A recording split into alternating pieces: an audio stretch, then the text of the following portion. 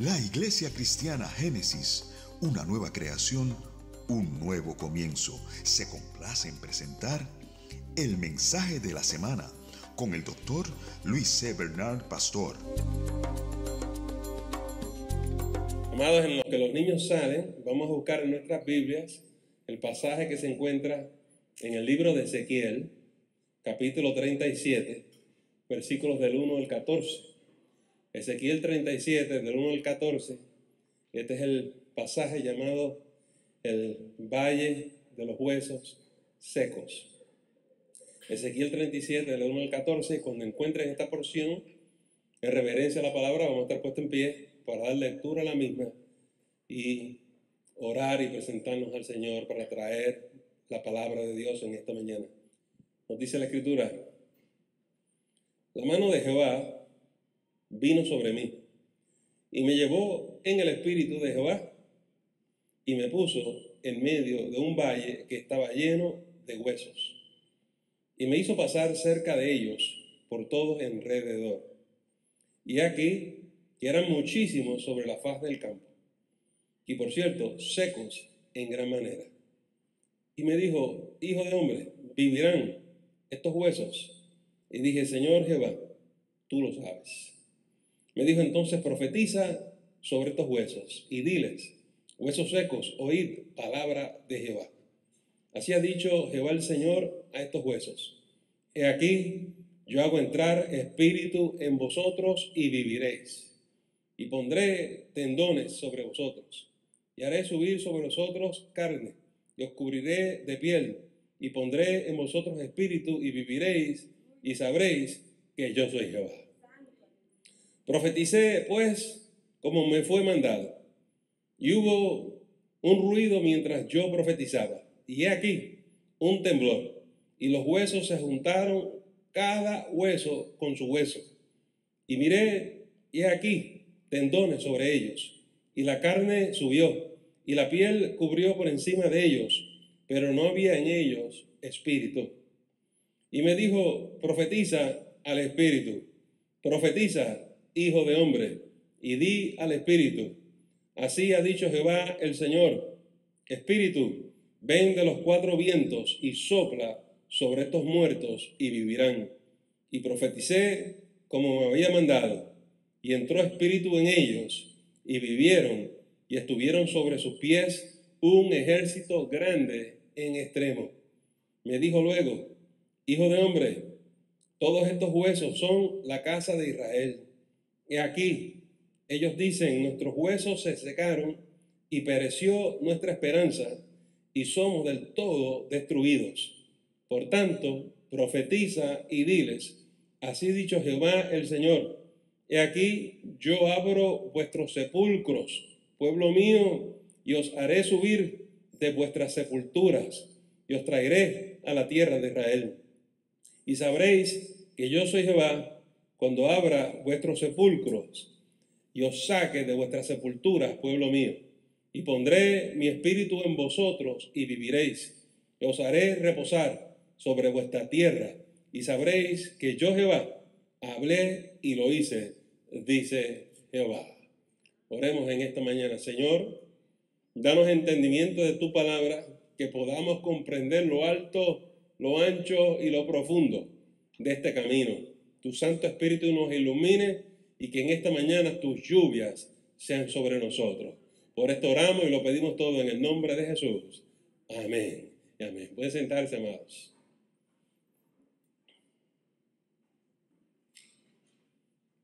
Esto es un pasaje que de vez en cuando lo escuchamos, los hermanos lo predican por ahí, lo enseñan, lamentablemente fuera de todo contexto histórico.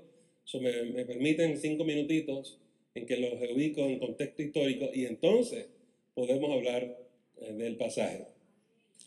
Si ustedes se acuerdan, si esto es una de las personas que viene a la escuela dominical, cuando David fallece, su hijo Salomón hereda el trono, y para esta época Salomón está heredando un reino unido, en otras palabras, todas las tribus en un solo país llamado Israel. Pero cuando muere Salomón, ¿qué sucede? El reino se vuelve a dividir.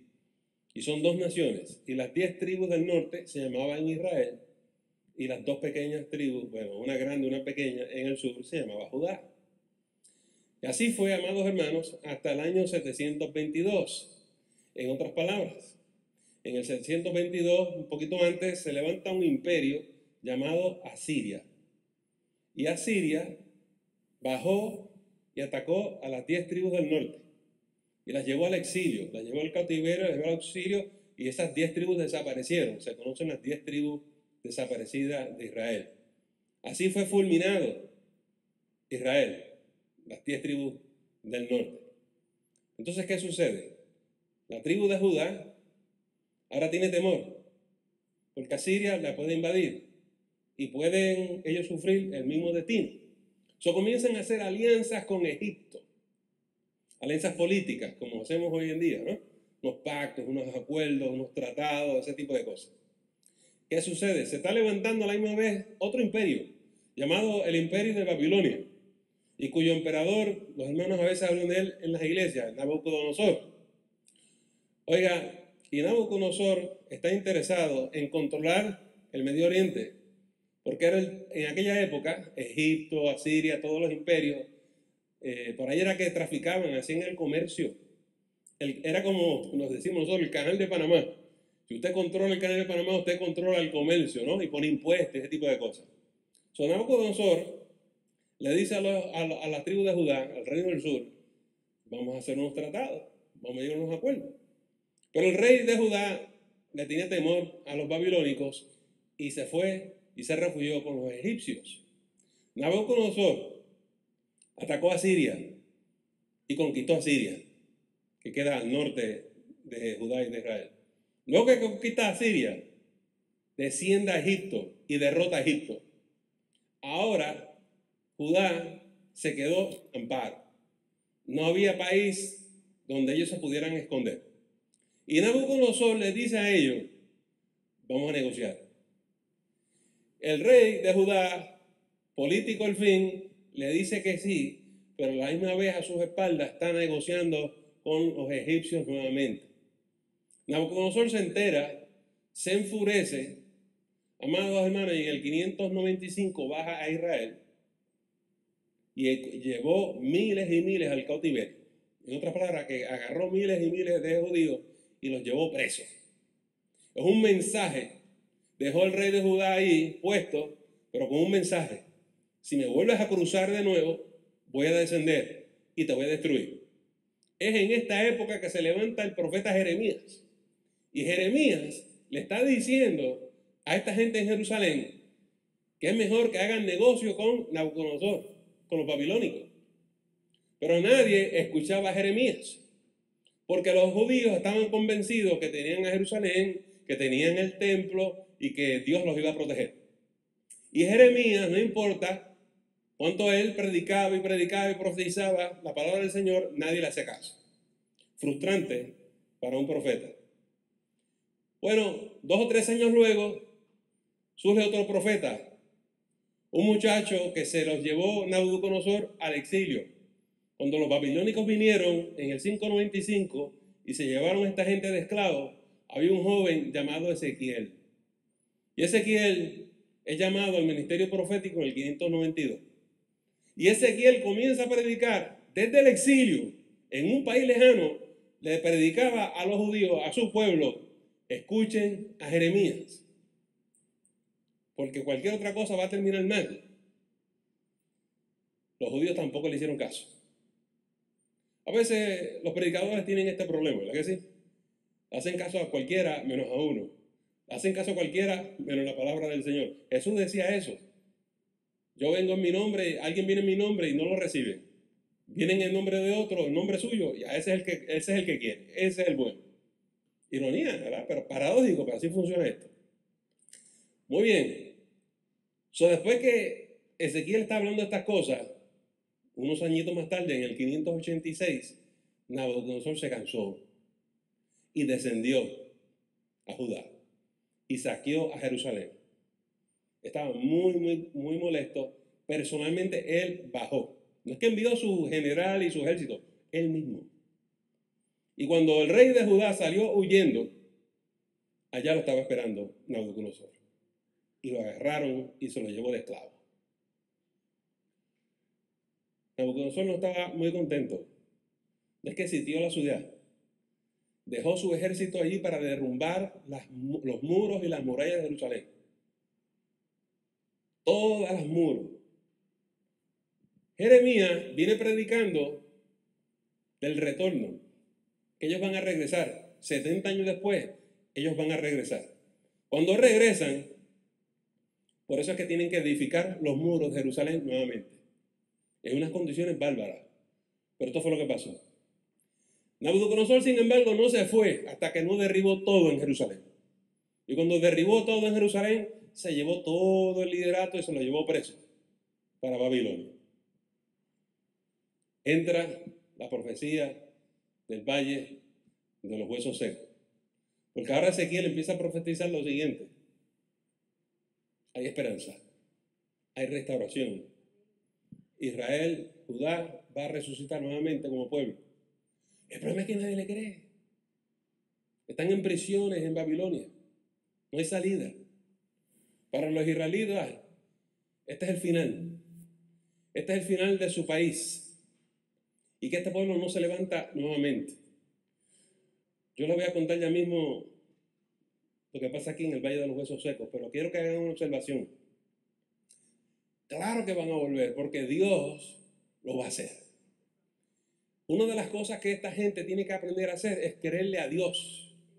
Y es que sucede que cuando Dios envía a alguien con un mensaje de Él, nadie le cree porque nadie puede creer lo que están hablando. Cuando Moisés fue enviado por Dios a Egipto a decirle a la gente, el Dios nuestro va a hacer esto por ustedes. El Dios nuestro nos va a abrir camino y vamos a llegar a la tierra prometida. Todo el mundo dice, no, este hombre tiene que estar borracho. Cuando Jeremías fue, cuando fue el mismo Ezequiel, nadie le creyó. Cuando vino el mismo Jesucristo, nadie le creyó. ¿Ven el patrón? Y esto es una historia recurrente. Lo que hicieron los babilónicos aquí en Jerusalén no es la primera vez ni la última vez que le pasa esto a los judíos. Yo quiero que ustedes sepan que siglos después la misma historia se repite. Cuando Jesús viene, rechazan no solamente el mensaje de Jesús, rechazan a Jesús mismo. Y entonces vienen los romanos, hacen sitio de Jerusalén y dice Jesús que no quedó ni piedra sobre piedra. Óigame, y esta vez no es como Jeremías. Jeremías dice en 70 años regresan.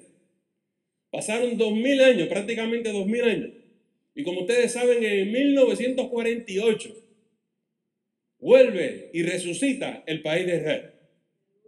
Cuando los grandes imperios habían pensado que los habían desaparecido una vez por todas sobre la faz de la tierra, Dios llama a los huesos secos y, hermano, empieza a florecer en un desierto donde nada nace.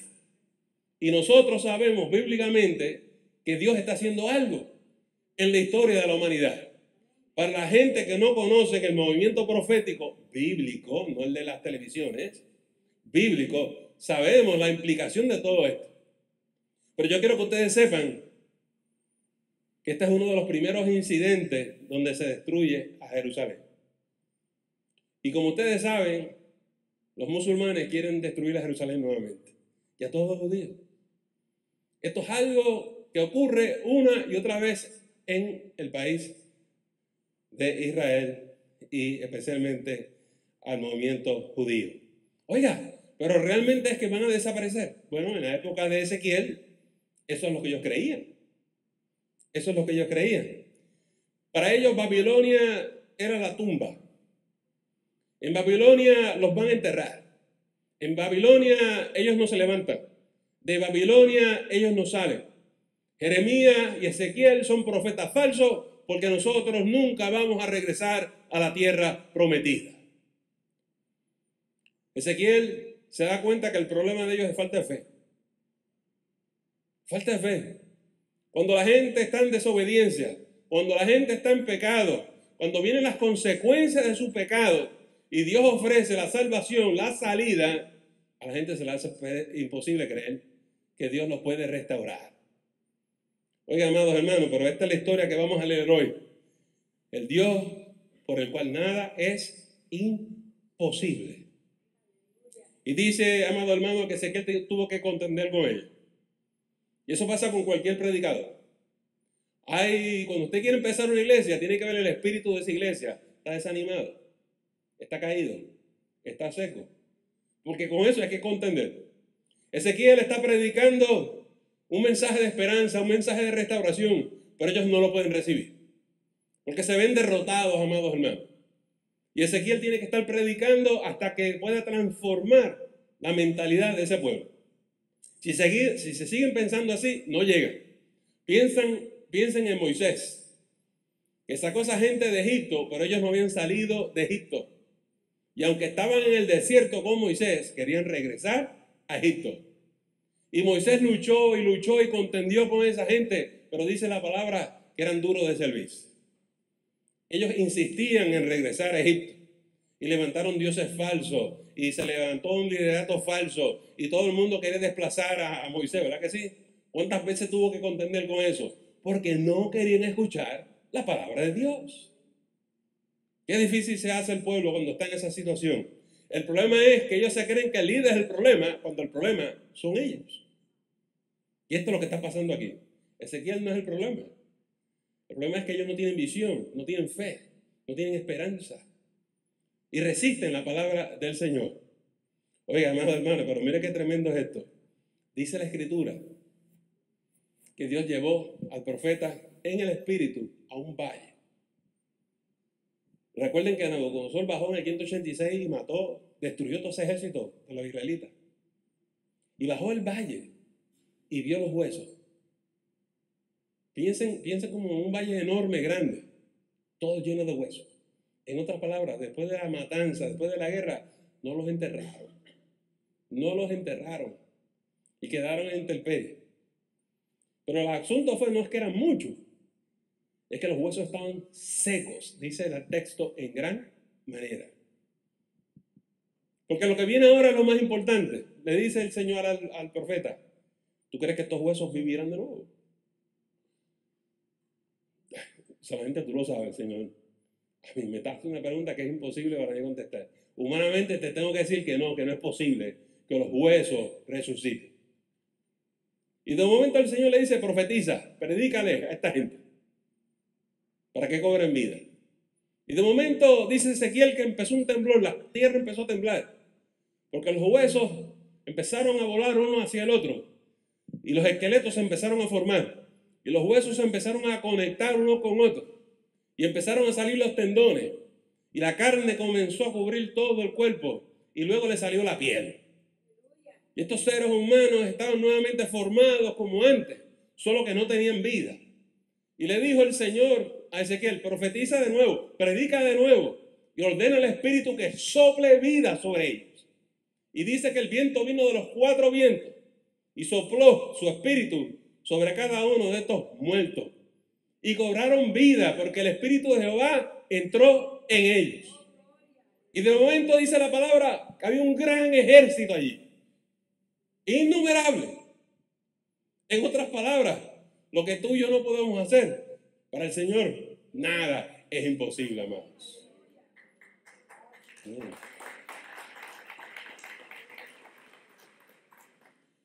Oiga, amados hermanos, yo no sé usted, pero si yo estoy frente a unos huesos que cogen vida, vamos a ir en un temblor y son los huesos míos. ¿Saben que yo he visto esta escena en las películas? ¿Ustedes han visto esas en las películas? Lo ponen. De ahí es que lo sacan. De aquí. Y siempre es impresionante, ¿verdad? Claro, dejan la parte del Espíritu de Jehová afuera. Oiga, el rol del profeta, escuche usted esto, el rol del profeta es predicarle a los huesos secos. Las cosas de Dios muchas veces nos crea un problema a nosotros. A los huesos secos. Dice, pero ¿qué propósito tiene eso, esos huesos? Obedece al Señor. Haz lo que Él te está pidiendo.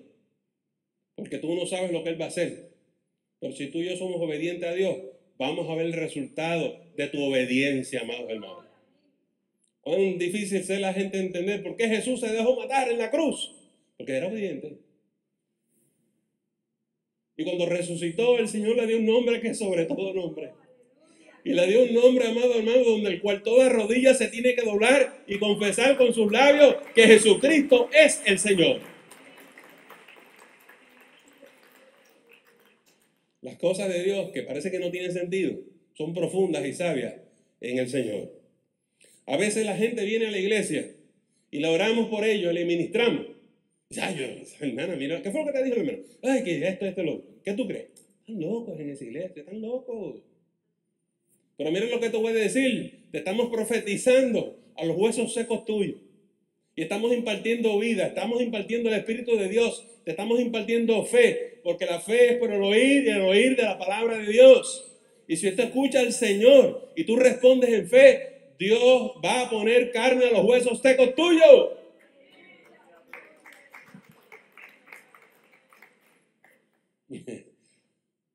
Esto que voy a decir, lo digo con mucha temor y temblor.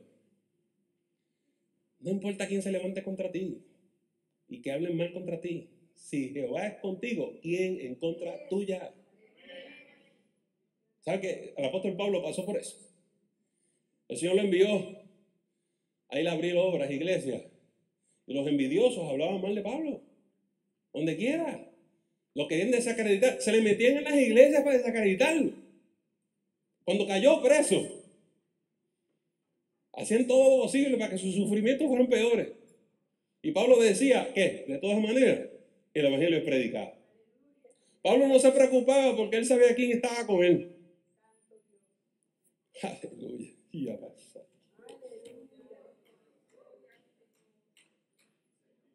¿Sabes tú quién está contigo? Jehová. Jehová de los ejércitos. Eso es una cosa tremenda cuando usted entiende eso. Y los israelitas y los judíos, después de miles y miles de años de ataque, despiadados de cuánto imperio hay, hasta Hitler trató de destruir los judíos. Todavía los judíos están aquí. No van para ningún sitio. Porque al Señor le plació. Y el Señor le está diciendo a esta gente, no importan los imperios que vengan y los maten y los destruyan, yo los levanto otra vez.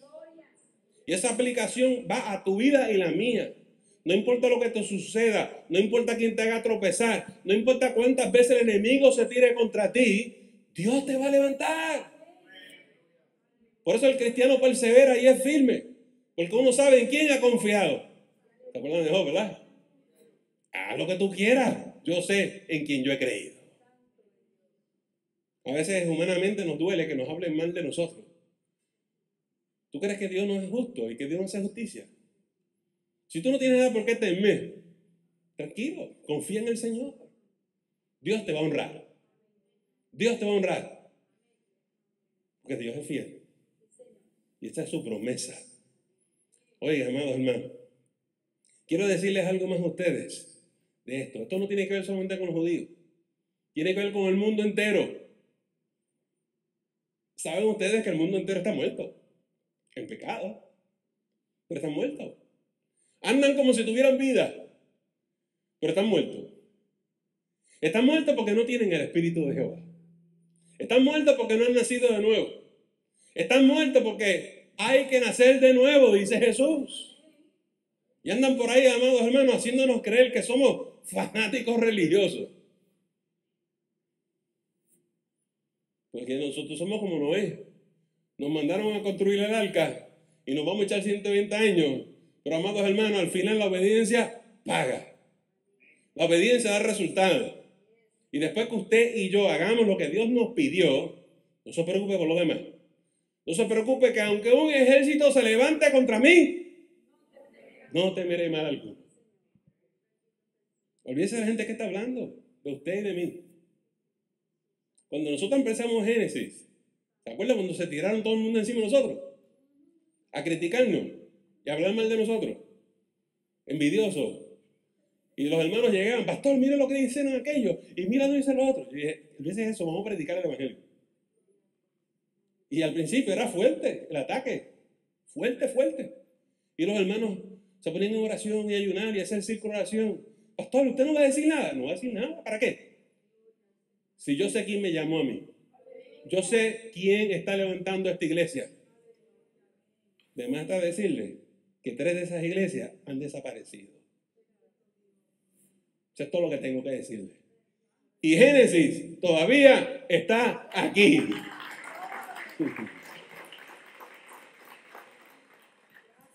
Porque es voluntad de Dios. Después que usted está haciendo lo que Dios le pidió, no se preocupe por lo demás. Sí, le van a hacer la vida imposible. Pero que no le cause pánico ni temor ninguno. Dios está con usted. Ahora, el mundo está muerto. ¿Sabes cuál es el rol tuyo y el mío? Predicarle a los huesos secos. Para que cobren vida. El ministerio y el llamado más grande es el de la iglesia cristiana. Porque nosotros le predicamos a los muertos vida en Cristo Jesús. Nosotros le estamos diciendo a los muertos, óyeme, si puedes creer, tú vas a resucitar.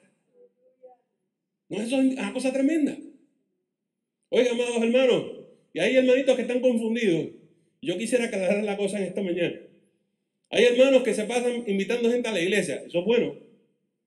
Pero me gustaría que tú invitaras a tu vecino, a tu compañero de trabajo, a tu amiga y a tu amigo a que conozcan a Jesús. Se llama evangelizar. Y los hermanos dicen, ay, yo no me atrevo. El pastor me ha pedido algo bien difícil. El pastor me está diciendo que le habla a los incrédulos, a los no creyentes.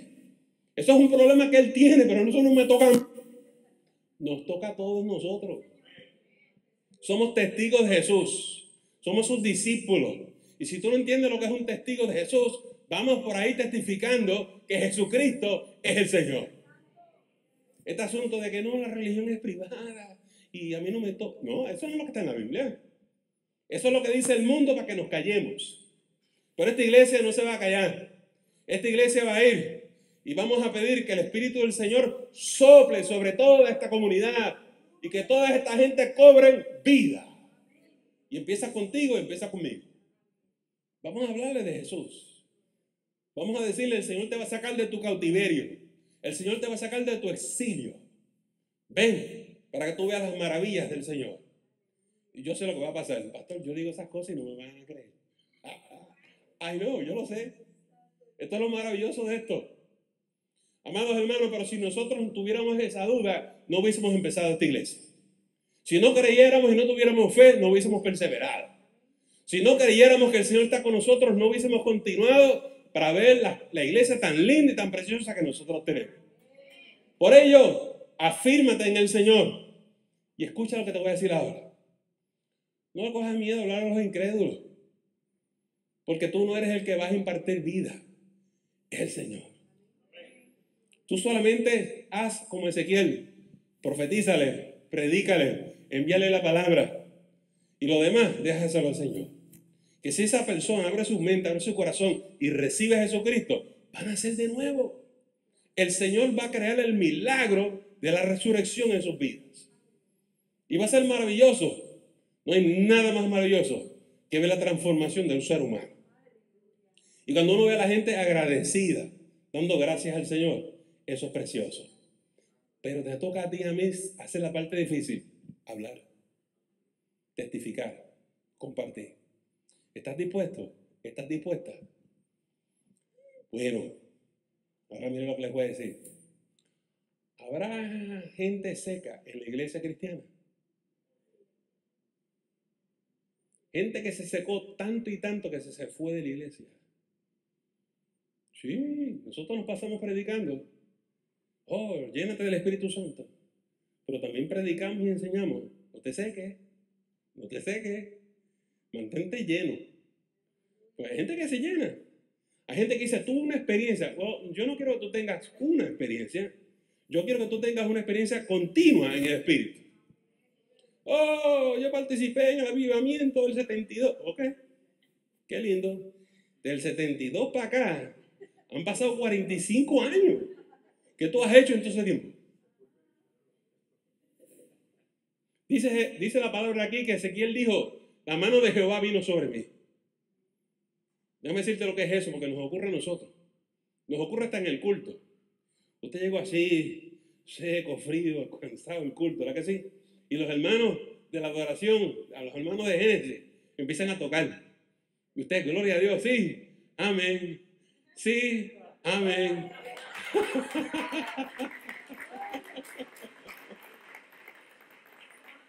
Y la mano de Jehová viene sobre ti. El Espíritu Santo desciende sobre tu vida.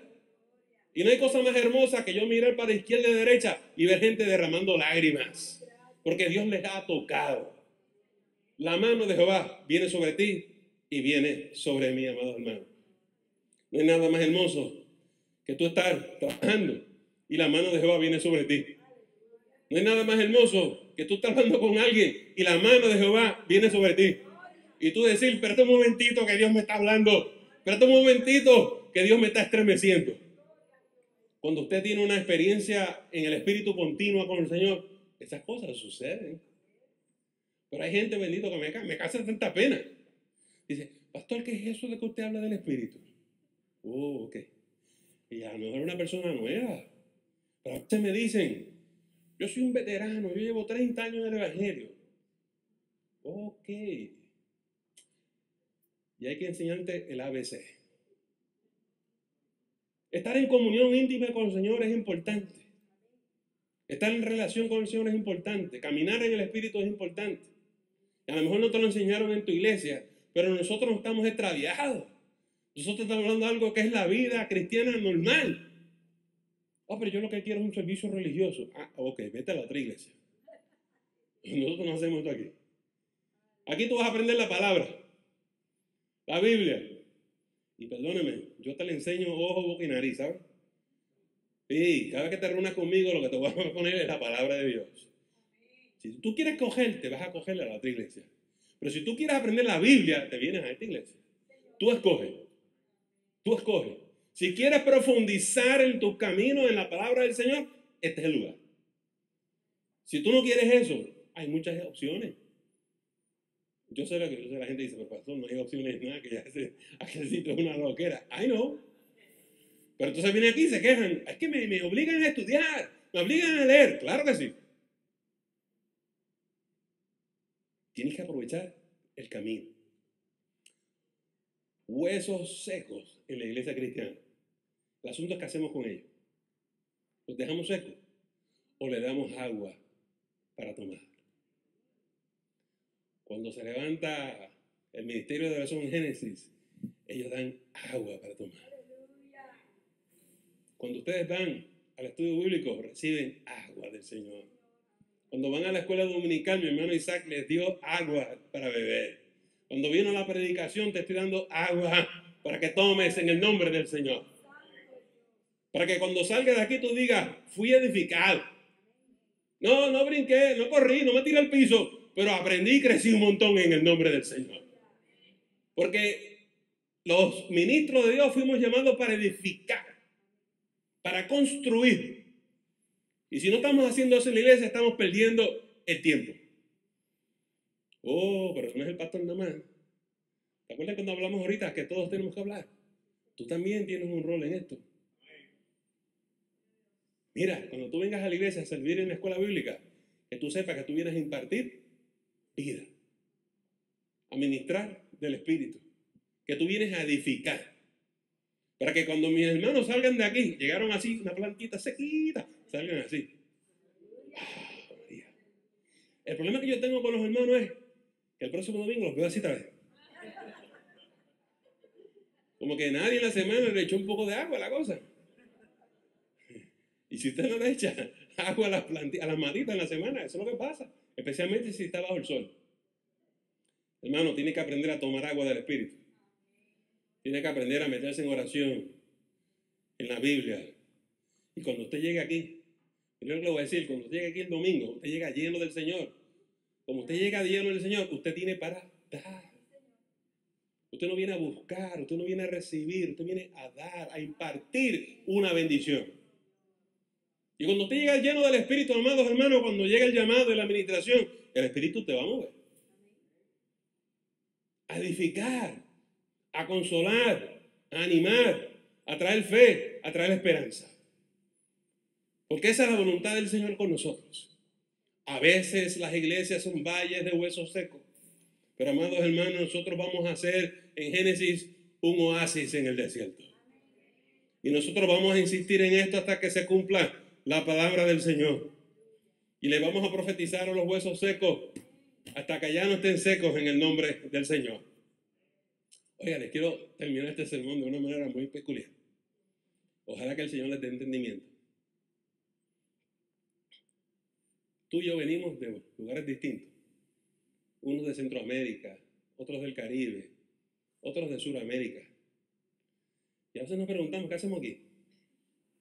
Yo estaba meditando y orando y reflexionando sobre esta palabra de hoy. Y mire lo que el Señor me mostró, qué cosa tremenda.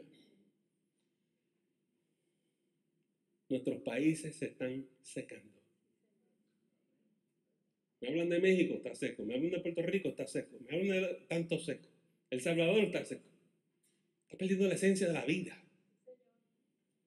Y ahí estamos cautivos. Y la gente me dice a mí, ¿qué hago yo aquí en Texas? ¿Qué hago yo en Estados Unidos? El Señor te sacó de allá del cautiverio y te trajo a la tierra donde Él te va a bendecir.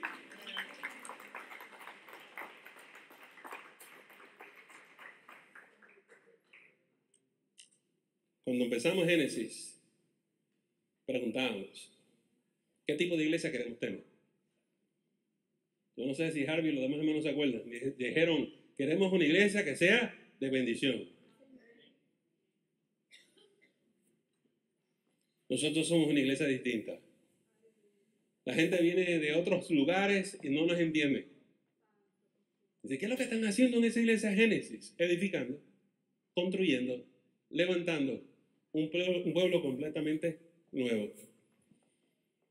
En esta mañana el asunto es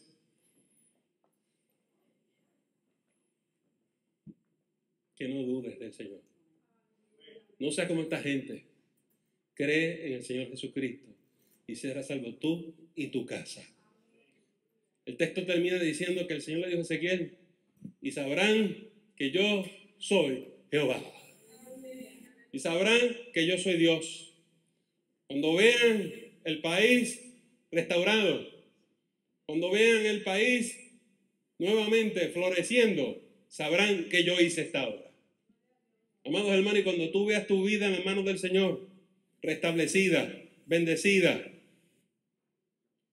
donde Dios te florece de tal manera que hay provisión para ti, tú sabrás que Dios está contigo. Que tú le podrás decir, Señor, estoy en un lugar extraño, no sé por qué estoy aquí, pero en obediencia te he seguido y tú me has bendecido. Que Dios te bendiga en esta mañana. Vamos a cerrar nuestros ojos, inclinar nuestra cabeza y vamos a orar. Gloria a Jesús. Señor, te damos gracias. Gracias por tu palabra. Gracias por tu palabra profética. Y gracias porque tú eres un Dios que haces lo imposible posible. Y tú nunca te olvidas de tu pueblo. Y no importa, aunque a veces luzca que no hay salida, que estamos muertos y que no nos volvemos a levantar. Gracias, Señor, porque tú nos levantas. Aunque estemos caídos, tú nos levantas. Gracias por tu misericordia y gracias por tu gran amor. En esta mañana, tu palabra, tu profecía es para todos. En esta mañana, creemos que vas a hacer este milagro. En el nombre poderoso de Jesús. Le agradecemos el habernos escuchado y no te debes perder la próxima edición de El Mensaje de la Semana. Que el Señor te continúe bendiciendo.